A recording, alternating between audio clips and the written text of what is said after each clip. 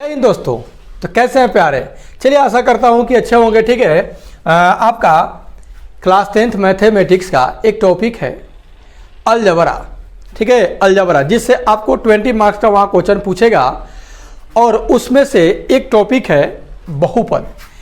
क्या है? बहुपद चैप्टर है आपका अलजबरा का फर्स्ट। इसमें 4 चैप्टर पढ़ना है। बहुपद, 2 चौड़े रैखिक समीकरण, द्विघात समीकरण और एक है आपका एपी अर्थमेटिक प्रोग्रेशन समांतर श्रेणी पढ़ना है। ठीक है, तो सबसे पहले यहाँ हम पढ़ ले रहे हैं बहुपद। ठीक है, तो बहुपद क्या होता है ध्यान दीजिएगा। बहुपद किसी भी चर का जो घात एक पूर्ण संख्या होती है ना, तो उसे हम बहुपद कहते हैं। ठीक है, अब चर क्या होता है, अचर क्या होता है। तो चर जो होता है ना, चर उसे कहते हैं जिसका मान क्या होता है, बदलते रहता है। अचर जिसका मान बदलता उदलता नहीं है। जैसे आपका x, y, z ये सब आपका क्या है, चर है। ठीक ना, 3, 5, 6, 8 ये सब क्या है, अचर है। ये जहाँ 3 है तो 3 ही रहेगा ना, कहीं 3 जाकर के 5 तो नहीं ना हो जाएगा जी। लेकिन हम x के जगह पर y भी कर सकते हैं, y की जगह पर z भी कर सकते हैं, लेकिन हम 5 के जगह पर 6 और 6 के जगह पर 5 कर नहीं सकते हैं। ओके, तो जिसका मान नहीं बदलता है वो अचर होता है, जिसका मान बदलता है वो चर होता है। ठीक है, तो जिस चर का घात जो हो, घात मतलब पावर जो हो, वो क्या हो, एक पूर्ण संख्या हो। जैसे मान लीजिए कि ये x है ना, इसका घात ऊपर जो रहता है उसको घात बोलते हैं, इसको आधार बोलते हैं, इसको घात। यहाँ 2 भी हो सकता है, 3 भी हो सकता है, 5 भी हो सकता है। तो ये घात एक पूर्ण संख्या होना चाहिए। ठीक है, अब आया बात कि पूर्ण संख्या क्या होता है। तो देखिए, गिनती की संख्या के पहले शून्य लगाने से जो संख्या बनती है ना, उसे ही पूर्ण संख्या कहते हैं। जैसे 0, 1, 2, 3, 4 ये सब जो आपको दिखाई दे रहा है ये पूर्ण संख्या है। कैसी संख्या है? पूर्ण संख्या है। क्वेश्चन पूछे कि सबसे छोटी पूर्ण संख्या कौन है, तो 0 है। ओके, आई होप इस बात को समझ गए होंगे। ठीक ना, तो 2x² + 5x + 6 ये आपका क्या है, तो एक बहुपद है। क्या है? बहुपद है। देखिए इसमें x यानी चर का घात 2 है, यहाँ कुछ भी नहीं है तो 1 है। मतलब कि 2 1 जो क्या चीज़ में आता है आपका, तो पूर्ण संख्या है कि नहीं है, तो यह एक बहुपद है। लेकिन अगर हम आपसे कह दें कि 2x - 2 + 6/x + 7 ये क्या बहुपद है, तो मेरे प्यारे ये बहुपद नहीं है। क्यों भाई? क्योंकि ये जो देख रहे हैं ना, ये पूर्ण संख्या नहीं है, जबकि पूर्णांक है। क्या है? हम लोग पूर्ण संख्या लिख रहे हैं तो 0, 1, 2, 3, 4, 5 ऐसा ना लिख रहे हैं। इसमें देखिए कहीं माइनस का जगह है क्या, स्थान है नहीं ना है, तो माइनस का यहाँ कहीं भी स्थान नहीं है।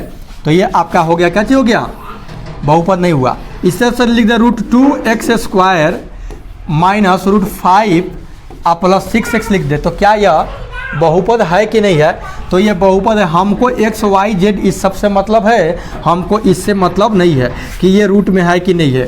ठीक है, तो ये बहुपद आपका है क्योंकि इसका जो पावर है क्या है, एक पूर्ण संख्या है। आगे समझेंगे। अगर देखिए दे दे कि 2√x + 5x + 6 क्या बहुपद है, तो मेरे प्यारे ये बहुपद नहीं है। क्यों नहीं है?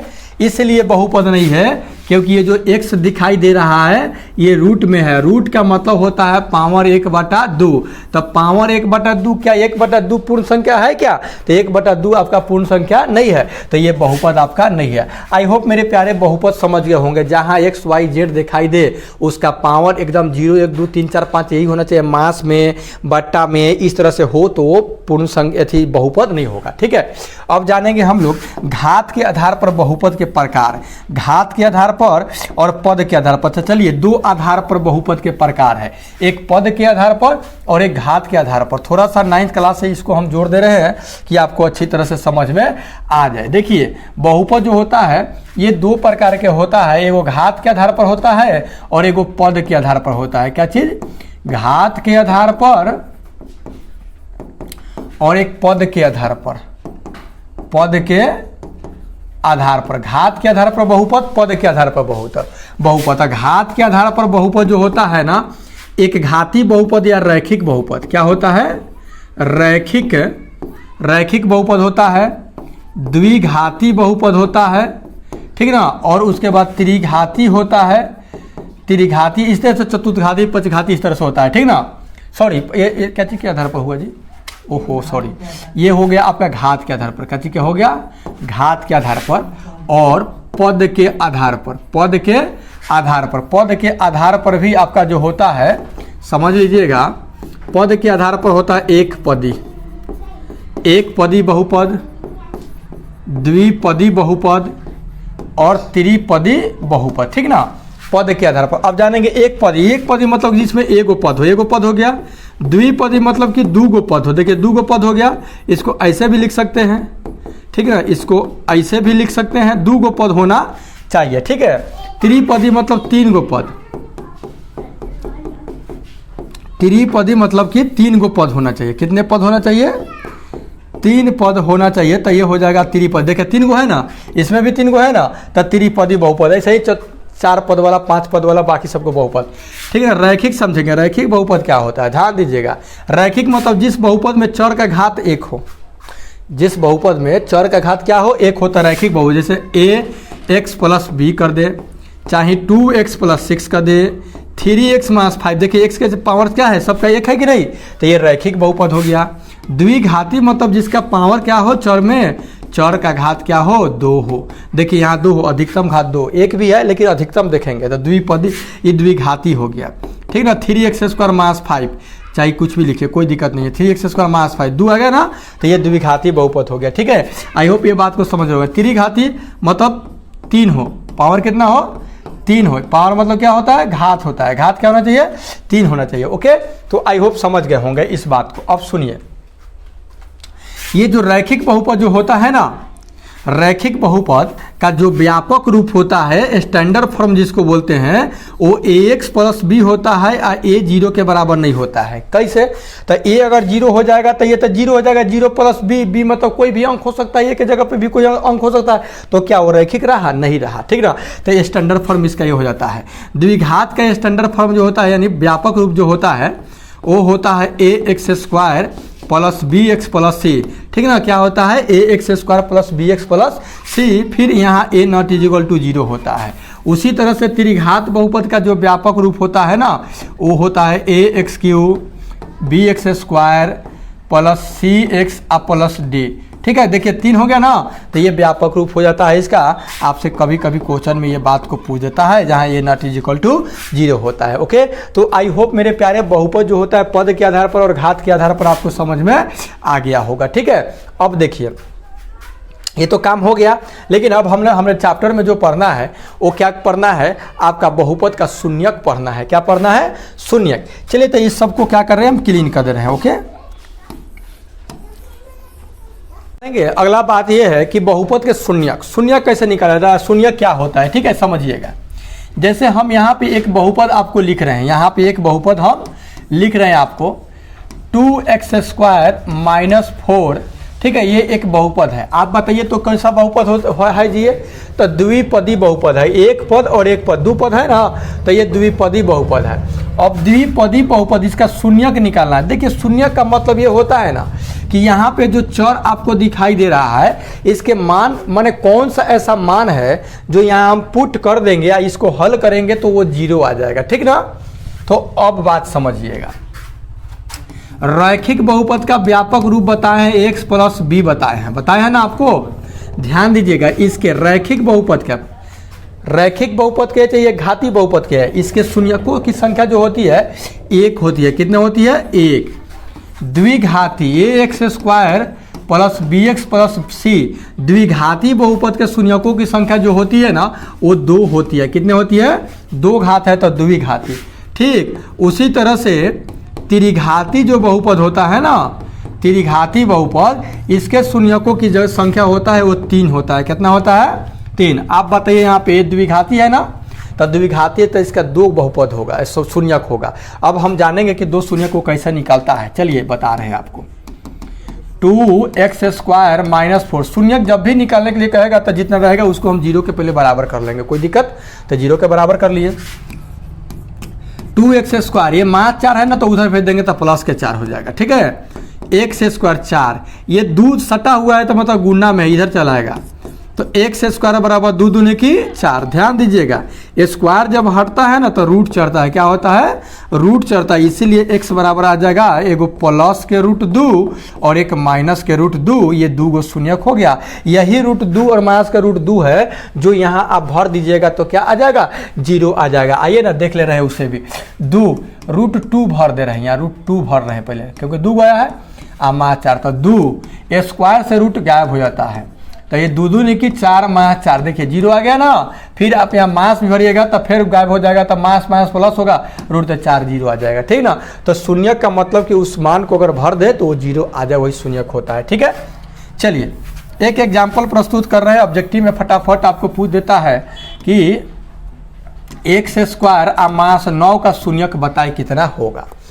तो क्या करेगा, इतना को 0 के बराबर कीजिएगा, तो x स्क्वायर मास 9 तो हो जाएगा प्लस 9 हो जाएगा, स्क्वायर हटेगा तो कथी चढ़ेगा, 9, ये रूट चढ़ेगा नहीं जी, तब प्लस माइनस 9 का बराबर कितना होगा, 3 होगा, तो x बराबर एगो 3 आ जाएगा और एक मास 3 आ जाएगा, यही आपका क्या आ जाएगा, शून्यक आ जाएगा। 3 भर दीजिएगा वहाँ पे, मास 3 भी भरिएगा तो 0 आ जाएगा। देखिए 3 भरिएगा तो 3 देखिए 9, 9 में से 9 गया 0, मास के 3 भरिएगा तो मास के 3 तो प्लस के 9 हो जाता है, मास के 9 0 हो जाएगा। आ गया, आई होप समझ गए। चलिए तो इस तरह से क्या कर सकते हैं, आप सवालों को हल कर सकते हैं इसमें। अब देखिए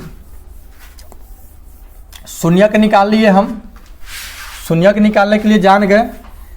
अब जरा आइए एक दो और एग्जाम्पल हम देखते हैं, तब चैप्टर के क्वेश्चन को हम करने का कोशिश करेंगे, जो नेक्स्ट वीडियो में हम लेकर के आपको आएंगे और उस चैप्टर को क्या करेंगे, हम क्लियर करेंगे 2.1 को, ठीक है। चलिए एक क्वेश्चन और हम यहाँ पे लिख रहे हैं, इसका शून्यक आप लोग बताने का कोशिश कीजिएगा, हम भी आपको बताएंगे, आप उसमें आगे आगे बढ़िएगा।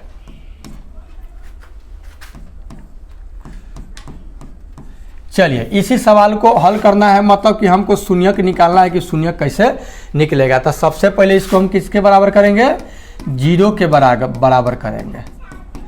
किस चीज़ के बराबर करेंगे, 0 के, ठीक है।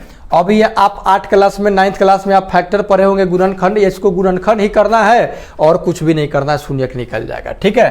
फर्स्ट इंटू लास्ट, 2 से 2 में करेंगे गुना तो 4 आएगा। 4 को ऐसे 2 भागों में तोड़ना है कि जोड़ करके 4 के बराबर आता है, 2 दूनी की 4, गुना करने पर 4 आ जा रहा है, या जोड़ेंगे 2 2 तो 4 आ जाएगा, ठीक ना। तो ये 2x स्क्वायर, उसी 2 को यहाँ ला करके रख देंगे, 1 हटा देंगे, फिर 2 को लिया करके 1 हटा देंगे, उधर 2 है बराबर 0, 2 भाग 2 भाग 4 भाग, अब कॉमन लीजिए, इसमें 2x है, इसमें भी 2x है, तो 2x कॉमन ले लेंगे तो यहाँ x बचेगा और यहाँ क्या बचेगा, 1 बचेगा। इस सब में क्या कॉमन है, 2 है, यहाँ 2 भी है, 2 ले लेंगे तो बचेगा x और प्लस के 2 बचेगा बराबर 0, क्योंकि शून्यक निकालना है। x प्लस, ओ सॉरी यहाँ 1 होगा ना जी, 1 होगा, दोनों में x प्लस 1 है तो x प्लस 1 हम ले लेंगे, तो क्या बचेगा हमारा, यहाँ 2x है, यहाँ बचेगा प्लस के 2, 2x प्लस 2 बराबर 0। अब एक बार इतना बराबर 0 करते हैं, फिर इतना बराबर 0 करते हैं, तो x प्लस 1 बराबर 0, तो x बराबर हो जाएगा माइनस के 1, 2x प्लस 2 बराबर 0, तो 2x बराबर प्लस के 2 तो होने चल जाता है, तो माइनस के 2, तो x बराबर ये कर दीजिए तो माइनस के 1 आ गया, ठीक ना। यानी x बराबर 2 को शून्यक माइनस के 1 और माइनस के 1, यही माइनस 1 और माइनस 1 जो है ना यहाँ पे पुट कीजिएगा तो आपका शून्य आ जाएगा, 0 आ जाएगा, ठीक है। तो आई होप मेरे प्यारे आप समझ गए होंगे, हम जब प्रश्नावली को लेकर के आएंगे तो उसमें क्लियर हो जाएगा, ठीक है। चलिए 1 मिनट और बात समझ लीजिएगा, उसे भी क्लियर इसी टॉपिक में कर दे रहे हैं तो ज़्यादा फायदा में रहेंगे, क्योंकि चैप्टर सधा देंगे। ये तो शून्यक निकालना है, उसमें ऐसा भी होगा कि ये जो शून्यक आ रहा है द्विघात का, तो द्विघात बहुपद के शून्यकों की संख्या 2 गो माना गया है, कौगो 2 गो, एगो अल्फा और एक बीटा, ठीक है। तो अल्फा बीटा ये जो है आपका ax square plus bx plus c जो है व्यापक रूप है, इसमें ये मान लीजिए कि a के जगह पर कुछ हो सकता है, b के c के जगह पर अभी जो देखे ना कि कुछ था ना जी, तो देखिए इसमें अल्फा प्लस बीटा माने शून्यक जो आएगा उसको जोड़िएगा ना, तब मास b बटा ये, मतलब कि इतना और इसके बट्टा में बराबर आएगा, लेकिन मास में आएगा, ठीक। अल्फा इंटू बीटा गुना कीजिएगा ना तो अचर पद और x स्क्वायर के गुणांक के बराबर आएगा, मतलब कि अल्फा इंटू बीटा बराबर c बटा a। अगर हम आपको यहाँ क्वेश्चन एक प्रस्तुत कर दें और आपसे हम पूछें,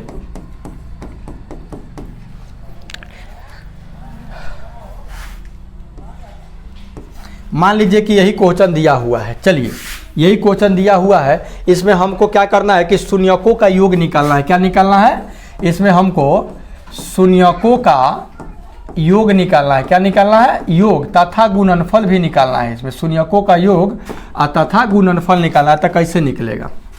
तथा गुणनफल निकालना है तो कैसे निकलेगा? ध्यान दीजिएगा कैसे निकलेगा, बहुत इजी है। यहाँ कुछ ना है, एक्स स्क्वायर के गुना। देखिए यहाँ ध्यान दीजिए, एक्स स्क्वायर था, यहाँ क्या था? ए था। एक्स था, यहाँ क्या था? बी था। यहाँ अचर क्या है? सी है।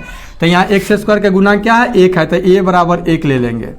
बी बराबर एक्स का गुना कितना है? 6। गुणांक मतलब गुना किससे हुआ है, ये बात आप समझिएगा, ठीक है। सी आपका कितना है? यहाँ -18 है। ओके, तो ए बी सी हम छाट लिया। हमसे क्या पूछ रहा है? शून्यकों का योग पूछ रहा है और गुणनफल। तो देखिए शून्यकों का योग, योग मतलब क्या होता है? जोड़ होता है। क्या होता है? जोड़। तो क्या है?